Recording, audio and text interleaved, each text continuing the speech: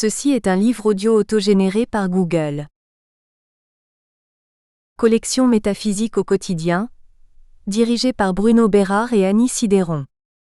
La collection métaphysique au quotidien entend diffuser auprès d'un public élargi des doctrines métaphysiques et théologiques vivantes ou d'une certaine façon, vécues par ceux qui les exposent. Fondée par une démarche philosophique, ouverte par définition, la collection encourage le dialogue avec d'autres domaines de la science comme la psychologie, la physique, la logique, la cosmologie, l'éthique ou l'art. Déjà paru. François Chenique, Souvenirs métaphysiques d'Orient et d'Occident, entretien avec Christian Rangdrel, 2009. Qu'est-ce que la métaphysique? Par Bruno Bérard, Jean Biès, Jean Borella, François Chenique, Martin Heidegger, Aude de Queiroz, Kostas Mavrakis, Pamphile, Alain Santacréou, Wolfgang Smith, Emmanuel Théo URPE, Jean-Marc Vivenza 2010. Bruno Bérard, Jean Borella, Métaphysique des contes de fées 2011.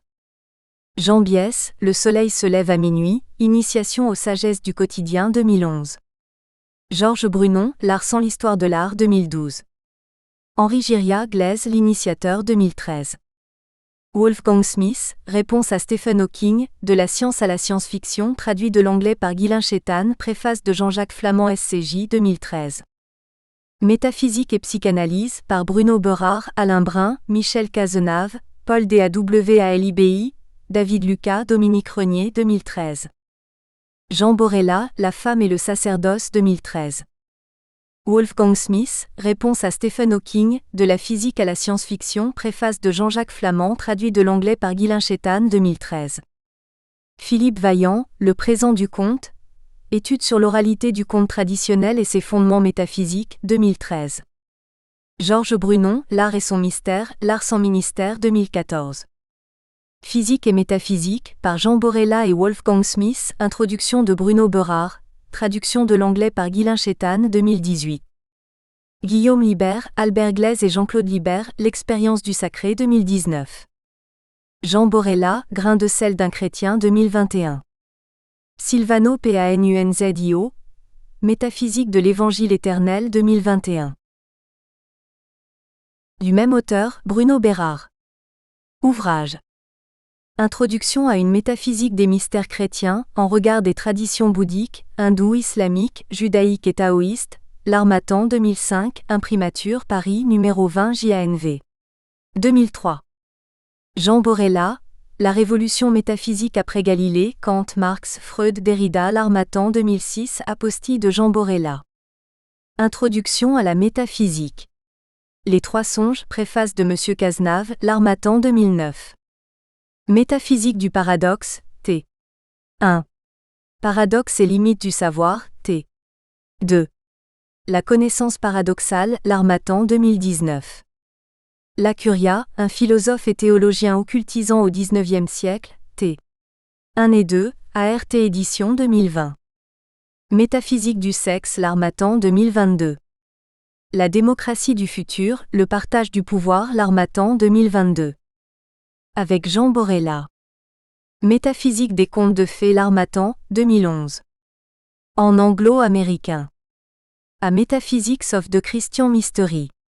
Introduction to Jean Borella's work, ed.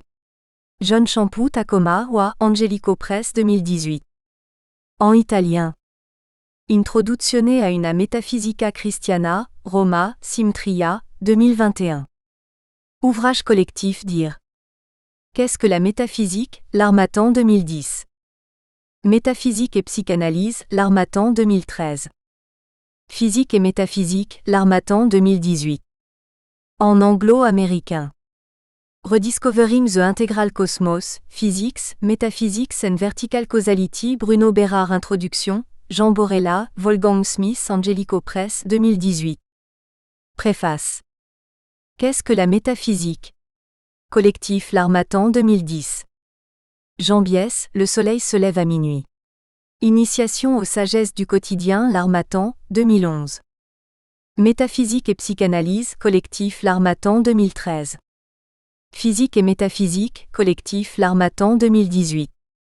En anglo-américain. Jean Borella, Wolfgang Smith, Rediscovering the Integral Cosmos, Physics, Metaphysics and Vertical Causality, Angelico Press, 2018. Wolfgang Smith, The Vertical Ascent, From Particles to the Tripartite Universe and Beyond, Angelico Press, 2020. Articles et conférences extraits.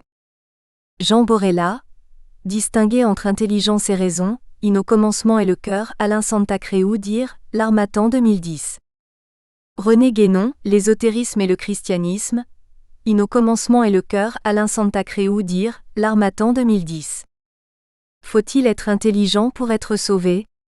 Site de contre-littérature 2010. Retour vers une métaphysique du beau, du religieux dans l'art, Alain Santacreu dire, L'Harmattan 2012. Un prêtre indépendant au XIXe siècle, l'abbé Lacuria 1806 à 1890, Politica Hermetica numéro 30 2017, pp 159 SQUARE. Conférence Politica Hermetica, un prêtre indépendant au XIXe siècle, l'abbé Lacuria, 10 avril 2015, couvent de l'Annonciation, Paris. Les Jardins philosophiques Croisillon 1. Bruno Bérard, https://www.youtube.com/watch.v = J6 8 Q4, mars 2020. En anglo-américain.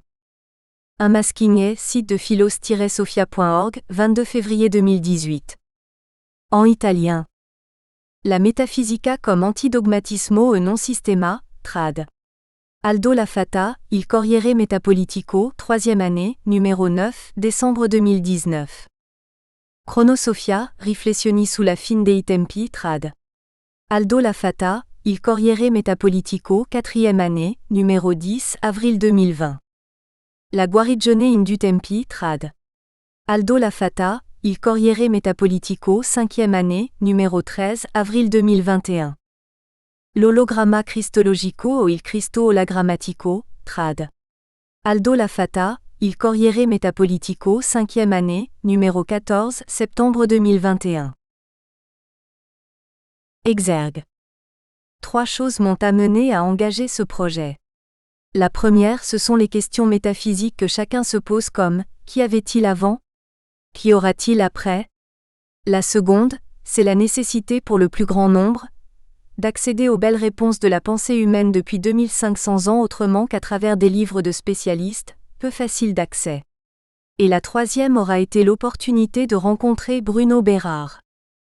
Le fait qu'il ait accepté que ce travail de communication se fasse sous forme d'entretien, de questions-réponses, d'échanges, nous a semblé favoriser des présentations plus simples, mais non simplistes, d'un certain nombre de questions métaphysiques, tout spécialement celles qui nous touchent le plus. Ces entretiens se sont déroulés durant presque un an, à raison de quelques heures chaque semaine et le résultat ici présenté en est une simple mise en forme, bien sûr conforme à la pensée de Bruno Bérard. Comme il le dit lui-même, il ne détient pas la vérité, mais cet abord de la métaphysique aura l'avantage d'une illustration personnelle, authentique et sincère. Bien sûr, les apports de nombreux illustres métaphysiciens ne sont pas absents des propos ici tenus et il fallait bien, afin de rendre à César, les mentionner nominativement. Afin de ne pas alourdir inutilement la présentation de ces entretiens, les citations sont réduites à l'essentiel et, le plus souvent, les sources simplement indiquées entre parenthèses en fin de paragraphe. Par ailleurs, le défi relevé aura été d'éviter les notes de bas de page. Enfin, afin de situer les choses plus facilement dans le temps, quelques dates de naissance et de décès de quelques philosophes, métaphysiciens ou scientifiques, ont été régulièrement ajoutées. C'est bien le propre d'une entrée en philosophie, et a fortiori en métaphysique, que d'être également personnel. Ainsi, 2 entretiens ont porté l'un sur une biographie métaphysique de Bruno Bérard, l'autre sur son aventure en métaphysique à travers ses livres. Si la porte vers une telle aventure aura été ici ouverte, c'est à chaque personne qui le souhaite qu'il reviendra d'entrer, ou plutôt de sortir et de cheminer au grand air de la métaphysique. Puissent ces quelques pages éclairer ces cheminements. Annie Sidéron. Chapitre 1 Métaphysique et sciences. Cet entretien fut le premier que nous ayons mené. Il fallait bien commencer par le mot lui-même, puis se demander si, et à quel titre, la métaphysique pouvait être une science, c'est-à-dire apporter une connaissance effective. Annie Sidéron, AC. À commencer par le nom, on est nombreux à se demander de quoi il s'agit. Peux-tu nous dire un mot sur ce mot, métaphysique? D'où vient le mot métaphysique? Bruno Bérard, BB. C'est un mot simplement composé de physique, la science des phénomènes naturels du monde et de la matière, et de méta, qui en fait la science de ce qu'il y a au-delà de la nature et de la matière. Ce mot a mis plus de 15 siècles pour prendre sa définition précise actuelle. Il y a à l'origine les 14 livres de métaphysique d'Aristote, écrits au IVe siècle av. JC, mais où le mot ne se trouve pas. Une première désignation apparaît 3 siècles plus tard de la main d'un éditeur de l'œuvre complète, Nicolas de Damas. Ta meta ta physica en 4 mots et signifiant ce qui vient, ou plus précisément, la question qui se pose, une fois que l'on a rencontré le monde physique. Finalement, métaphysique, en un seul mot, apparaît au IVe siècle. AP. JC, dans un catalogue de l'œuvre du philosophe, probablement réalisé par Hesychius de Milet. Au Moyen-Âge, métaphysique désigne toujours les 14 livres initiaux, mais depuis ce mot renvoie à la science de ce qu'il y a au-delà du monde physique. AC. La métaphysique est donc une science? Qu'est-ce qu'une science? BB. La métaphysique a en fait une double source. Platon qui a établi une fois pour toutes la possibilité d'une connaissance de réalité immatérielle, immuable, universelle et intelligible, et Aristote qui a posé une fois pour toutes la rigueur du discours scientifique. Même s'il a fallu plus d'un millénaire et demi pour parvenir à ce qu'on désigne désormais par métaphysique, le sujet a été traité philosophiquement par Platon et défini scientifiquement dans les livres d'Aristote. La métaphysique est ainsi philosophie et science. On définit toute science comme la connaissance par les causes. Il y a ainsi les causes physiques comme la gravité qui fait que ce qu'on jette en l'air retombe, les causes chimiques qui permettent de fabriquer de l'acier, faire plus carbone, ou de décomposer l'eau en hydrogène et oxygène. Mais il y a aussi les causes plus radicales, elles s'esquissent derrière des questions comme « qui suis-je » ou « pourquoi y a-t-il quelque chose plutôt que rien ?» La première étant plutôt orientale, le monde intérieur, la seconde davantage occidentale, le monde extérieur. AC. D'accord, mais dans un cas on a des causes assurées, dans le cas de la métaphysique des causes hypothétiques, non? BB. Pas tout à fait. D'abord les diverses sciences s'occupent des causes successives. La chaleur provient de la combustion, laquelle a besoin de l'oxygène produit par les plantes grâce à la photosynthèse due au soleil et à la chlorophylle, etc. Pamphile, 1925 à 2019. Il revient donc à la science des sciences, la métaphysique, d'arrêter le balai indéfini des causes secondes. Les Grecs disaient déjà, ananke stene, il est nécessaire de s'arrêter. Cet enchaînement des causes secondes doit aboutir à une cause première, ce qu'Aristote appelait le moteur immobile. Et c'est le fondateur de la science qui arrive à cette conclusion. Ensuite, les sciences se constituent à l'intérieur des limites qui les définissent. Zoologie, botanique, histoire, mathématiques, psychologie, chimie, informatique, pharmacologie, dès lors, elles ne peuvent ni ne doivent en sortir. Lorsqu'elles parviennent à leurs limites, soit elles s'arrêtent, soit elles basculent dans la métaphysique. AC. Aurais-tu un exemple? BB. Bien sûr. Dans le modèle cosmologique actuel, la théorie parvient à remonter toute l'histoire de l'univers, mais s'arrête à un Big Bang, une apparition, quelques fractions de secondes après un début effectif de l'univers qui reste donc totalement inexpliqué. AC. La physique n'a pas encore dit son dernier mot. BB. En fait, de ce point de vue, si. Elle ne peut pas traiter de causes dépassant le monde physique sans sortir de son domaine constitutif, et c'est normal. Or la cause de l'univers n'en fait pas partie, elle est au-delà de lui, elle est métaphysique. Ainsi, faute de pouvoir remonter à la cause, sauf à sortir de la science physique, une récente théorie fait état de cycles allant de Big Bang en Big Crunch, disparition, mais reste imperturbablement posée la question de leur cause. Pourquoi alors l'univers apparaît-il, disparaît-il et réapparaît-il? AC. Et si la physique trouvait une cause matérielle au Big Bang? BB.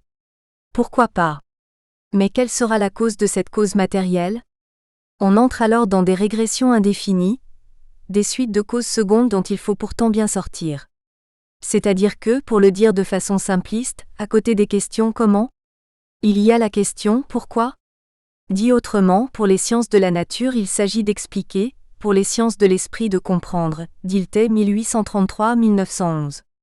Ainsi, les sciences se préoccupent très efficacement des comment, ce qui permet les réfrigérateurs, la médecine et d'aller sur la Lune, charge à la métaphysique de se préoccuper du pourquoi.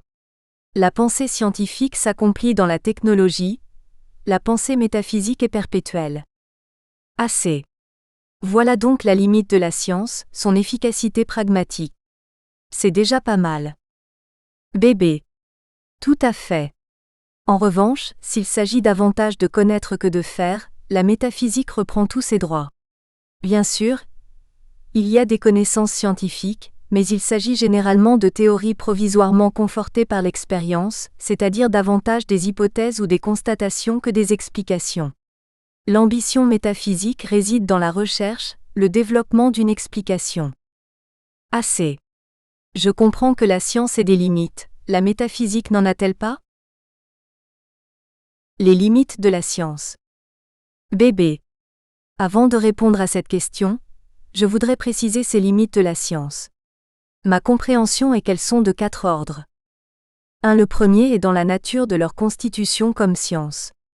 Chaque science se définit par un objet d'étude qu'on appelle objet matériel, et une perspective qu'on dénomme objet formel. Un exemple va l'éclairer. Agriculture, botanique et pharmacologie ont toutes 3 les plantes comme objet matériel, mais l'une va les envisager sous l'angle de leur exploitation, l'autre celui de leur structure, la troisième celui de leur vertu curative. Il en va de même du corps humain, objet matériel tant de la médecine que de la physiologie ou de l'anatomie, mais c'est comme objet de soin qu'il sera considéré par la médecine, comme siège des fonctions par la physiologie et comme composé d'organes par l'anatomie, Chenick 1927-2012. Assez. Et ce corps humain est considéré comme composé de matière et de forme par la philosophie. Bébé. Absolument. Pour conclure sur ce point, chaque réalité pouvant être envisagée sous plusieurs aspects, seul l'objet formel peut donc servir de principe pour spécifier une science. Ce faisant, la science est constituée, mais ses limites établies. Assez. C'est clair. Par exemple, étudier une orange avec un double décimètre ne donnera pas toute la connaissance possible de l'orange. Bébé. Exactement. 2. Le second ordre des limites de la science, je crois, c'est la réduction relative à la seule quantité, au détriment de la qualité. C'est la mathématisation de toutes les sciences à l'ère moderne. L'hybridation avec les mathématiques est particulièrement visible en physique fondamentale, on a là quasiment une fusion, mais cette quantification est devenue une réduction de la connaissance des choses à des mesures, qu'il s'agisse de dimensions, c'est ton exemple de l'orange et du double décimètre, de température, d'électromagnétisme, de radioactivité, etc. On a même développé une mesure scientifique de l'amour. Assez. Il semble même qu'on soit allé au bout de cette démarche de la mesure avec la physique quantique, où la prise de mesure influence le résultat de la mesure. Bébé. Tout à fait. Surtout je pense que cette systématisation de la mesure et de la quantification a entraîné un affaiblissement de l'objet formel des sciences. De plus en plus, elles se définissent par leur simple objet matériel, d'où leur multiplication indéfinie.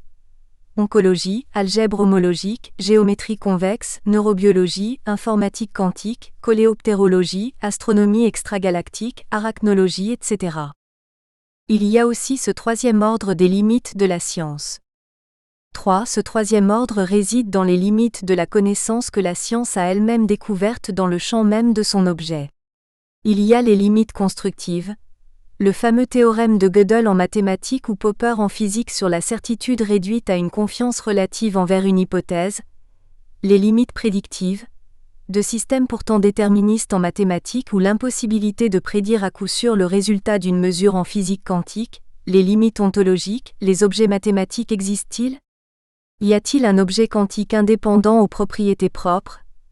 Et les limites cognitives, en mathématiques, quel que soit le système formel, il existe une infinité d'énoncés vrais qu'il est impossible de démontrer et en physique, la mécanique quantique oblige à renoncer à une description de la réalité autre que celle de son apparence phénoménale. Assez. Ne peut-on le dire plus simplement? Bébé. Disons que les connaissances scientifiques sont généralement désormais considérées scientifiquement comme hypothétiques, possibles, probables, mais ne sont jamais certaines. Bien sûr, il n'en va pas de même des applications techniques des sciences qui sont le plus souvent fiables et efficaces. 4. Mais il reste ce quatrième ordre des limites de la science. Il est double. Il y a d'abord, parmi les 4 causes définies par Aristote, l'abandon de la cause finale, la finalité, le pourquoi. Déjà évoqué. Ce qui est significatif ici, ce sont les démarches scientifiques dissidentes qui tentent de réhabiliter cette cause finale. On peut citer la théorie des champs morphogénétiques, le principe anthropique ou le dessin intelligent. L'autre aspect est très simple et permet d'entrer en métaphysique. C'est la différence entre exister et être. La science s'occupe de ce qui existe, la métaphysique, en plus de ce qui existe, se préoccupe de l'être. Qu'est-ce que l'être? Assez. Être ou exister, une distinction à faire donc, mais qui semble porter sur 2 synonymes. Bébé. Apparemment sans doute, mais il n'en est rien, tu vas voir. Prenons un caillou, une rose, un lion, un être humain. Ce qui leur est commun au caillou, à la rose, au lion et à l'homme, c'est d'être. Il y a de l'être au lieu qu'il n'y ait rien. Le caillou disparaît en poussière, la rose meurt, le lion et l'homme aussi. Ce qui reste quand ils ont disparu, c'est l'être. Ils ont pu exister, c'est-à-dire qu'ils ont pu se tenir droit, sister à l'extérieur, parce qu'il y a de l'être. L'être, c'est ce qui permet la saillance hors du rien, Borella 1930, et faute de quoi rien n'existerait. Toutes les choses qui existent renvoient à cette saillance comme à leur cause. Ce n'est pas pour rien que chose vient du latin causa, cause, raison, motif, cependant que rem de res, la chose, a donné rien. Les choses ne sont rien comparées à l'être ou à la cause qui les sous-tend. On peut dire que l'être est une nécessité antérieure, une causalité qui transcende tous les existants. C'est une causalité transcendante, c'est-à-dire qui est au-delà et au-dessus, qui est d'un ordre supérieur. C'est pourquoi cet être qui se tient derrière les choses, beaucoup l'appellent Dieu, Dieu c'est l'être. Et plus encore, on le verra. Mais il y a encore autre chose. Ce qui est commun à la rose, au lion et à l'homme, c'est de vivre, c'est la vie. C'est pourquoi d'aucuns appellent Dieu également le vivant. Lanza del Vasto 1901-1981. Assez. Je commence à comprendre de quoi il s'agit avec la métaphysique, mais je reste surprise que Dieu y ait à voir quelque chose. Bébé. C'est vrai que la science moderne exclut Dieu par constitution. Je n'ai pas eu besoin de cette hypothèse, aurait dit l'astronome et physicien Laplace à Napoléon, réfutant l'hypothèse de Newton d'intervention divine sur les mouvements alors inexpliqués des planètes. Mais il faut ici revenir à l'origine de la métaphysique. Ce fut la grande surprise au Moyen-Âge chrétien, de découvrir que celui qu'on a appelé le philosophe, Aristote, bien avant la naissance du Christ, était parvenu par la raison à l'existence de Dieu. C'est que la métaphysique d'Aristote est une double science. Il y a un versant qui porte sur l'être en tant qu'être, c'est-à-dire l'être au-delà de tout être ou étant physique et qui n'a pas chez Aristote de dénomination particulière. L'autre versant porte sur l'être premier, le premier moteur immobile ou la cause première à laquelle on parvient par raisonnement. Ce versant Aristote le désigne par philosophie première, sagesse et théologie, science de Dieu. Ces 2 versants jamais confondus, constituent une science unique dans l'Antiquité et au Moyen-Âge jusqu'à ce que la philosophie se sépare complètement de la théologie et que l'étude de l'être en tant qu'être soit dénommée ontologie au XVIIe siècle. Cloberg 1622-1665. Toujours est-il qu'aujourd'hui je pense que la métaphysique englobe nécessairement ces 2 versants. Dieu peut bien être le premier étant, il est surtout source de l'être et en tant que tel, au-delà de l'être et du non-être. Assez. Le non-être, je suis perdu. Qu'en est-il du non-être? Bébé. Très simplement, on ne peut pas réduire Dieu à l'être. Étant cause de l'être, il en est nécessairement au-delà. Certains le dénomment surêtre chuon, d'autres non-être, guénon. Si l'ontologique se rapporte à l'être en général, l'être en tant qu'être, suivant Aristote, avec Dieu, on passe dans le surontologique, l'au-delà de l'être. Assez. Rien à voir avec le néant. Bébé. Absolument rien. Dans notre monde, du fait que les choses ne sont pas entièrement là, car leurs racines, leurs sources, leurs causes y sont absentes. On parle également de non-être, en minuscule. De façon simplifiée, l'histoire commence avec Parménide pour qui, suivant sa célèbre affirmation dans son traité de la nature, l'être est, le non-être n'est pas. Cela signifie que pour lui, il n'y a que de l'être, en capacité d'accéder à la vérité par l'intelligible. À ce titre, l'être est immuable, immobile et exclusif de tout non-être. À l'inverse, Héraclite affirme que rien n'est donc plutôt ceci que cela, mais tout le devient. Les choses ne sont jamais achevées, mais sont continuellement créées. Les choses sont des assemblages de forces contraires, et le monde est un mélange. Et il revient à Platon d'avoir conclu que le non-être est sous un certain rapport, et que l'être à son tour en quelque façon n'est pas. Sophiste 241d, car l'être est puissance, capacité de relation. AC. N'est-ce pas bien imprécis? BB.